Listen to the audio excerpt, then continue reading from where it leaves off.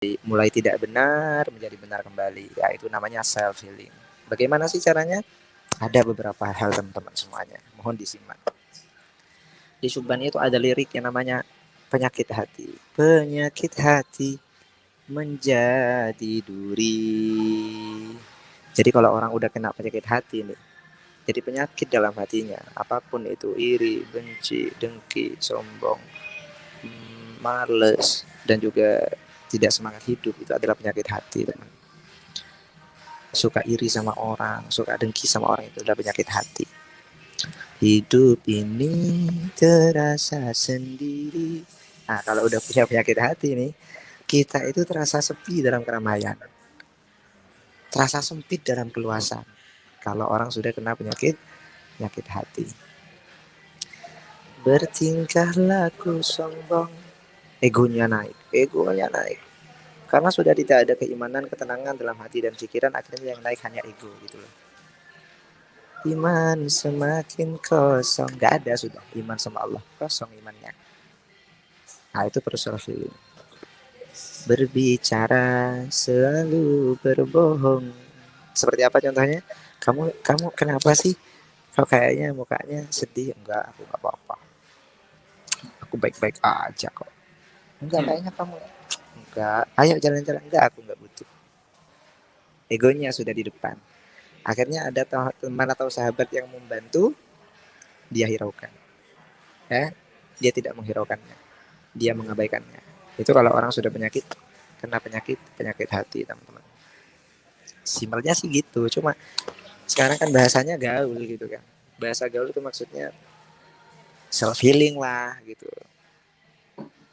Kalau bahasa bahasa kunonya tombo ati.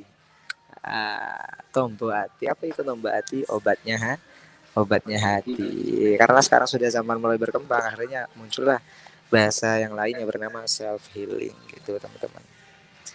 Oke, bagaimana cara menyembuhkan hati atau eh, apa namanya? Mengembalikan mental hati kita, mental jiwa kita, dan juga psikis kita gitu. Bagaimana sih caranya? Ada 5 perkara. Dan mungkin teman-teman sudah banyak mengenal ini. Yang mana kata-kata ini sudah tidak asing lagi. Keterangan ini sudah tidak asing lagi bagi kita. Obat hati itu 5 perkaranya. Lanjutin, Mas. Yang pertama, baca Quran dan maknanya. Terus yang kedua,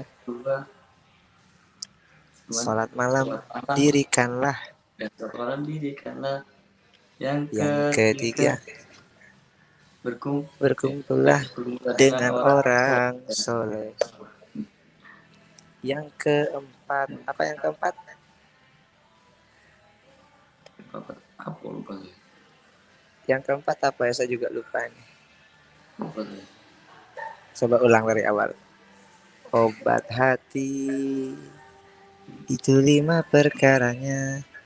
Yang pertama baca Quran dan maknanya. Yang kedua sholat malam dirikanlah.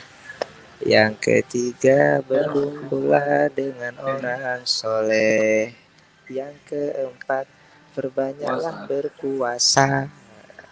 Yang kelima zikir malam perpanjanglah gitu. Ini 5 tips gitu untuk apa? Mengembalikan mental hati kita. Hanya saja nanti nasihat ini kita lontarkan kepada teman-teman yang lagi self healing, bisa diambil atau tidaknya tergantung teman-teman semuanya. Karena kata pepatah syifaul qulub, tobatnya hati adalah orang yang dicintai. Ya, ketika kalian mencintai sesuatu lalu kalian sakit karena itu, ya obatnya itu. Sesuatu yang kamu cintai itu gitu loh, teman-teman. Ya, semoga saja ilmu yang kita sampaikan pada hari ini bisa bermanfaat kan gitu. Jadi yang pertama itu apa? Yang pertama adalah baca Quran dan man'anya. Baca Quran, Iqra, membaca Al-Quran gitu. Tabarakalladzi biyadihil mulku wa huwa ala kulli syai'in qadir. Alladzi khalaqal mauta wal hayata liyabluwakum ayyukum ahsanu amala wa huwal azizul ghafur.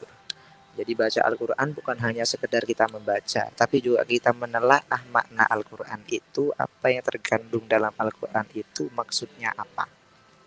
Itu adalah self healing terbaik.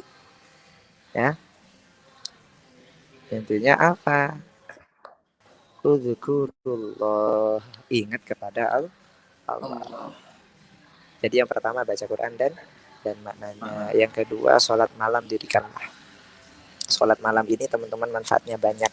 Salah satu manfaatnya ialah melembutkan hati yang keras. Jadi kalau ada orang yang nggak bisa dinasehati, karena memang manusia begitu, gampang ketika menasehati orang lain, tapi sulit menerima nasihat dari orang lain. Itu manusia.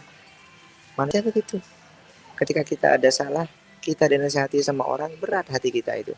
Tapi ketika kita orang ada salah, kita menasehatinya gampang. Itulah, itu manusia. Naudzubillah. Kalau ada orang yang dinasehati hatinya berat, berarti ada masalah dalam hatinya. Berarti orangnya itu nggak mau salah gitu loh teman-teman. Jadi yang kedua ini apa yang harus kita lakukan? Sholat malam.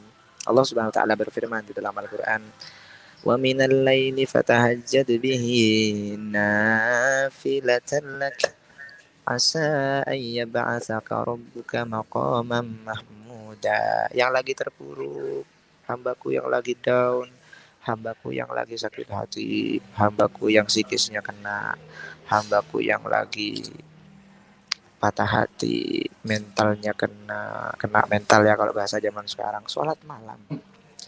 Fatahajjat bihi nafilatan lak. Sholat malam. Asa iya ba'asaka rabbuka maqaman mahmuda. Maka ketika engkau sholat malam, Allah akan mengangkat derajatmu lebih dari apa yang telah menjatuhkanmu. Wah, begitu teman-teman. Itu dalam Al-Quran, bukan kata saya. Kata siapa? Allah Subhanahu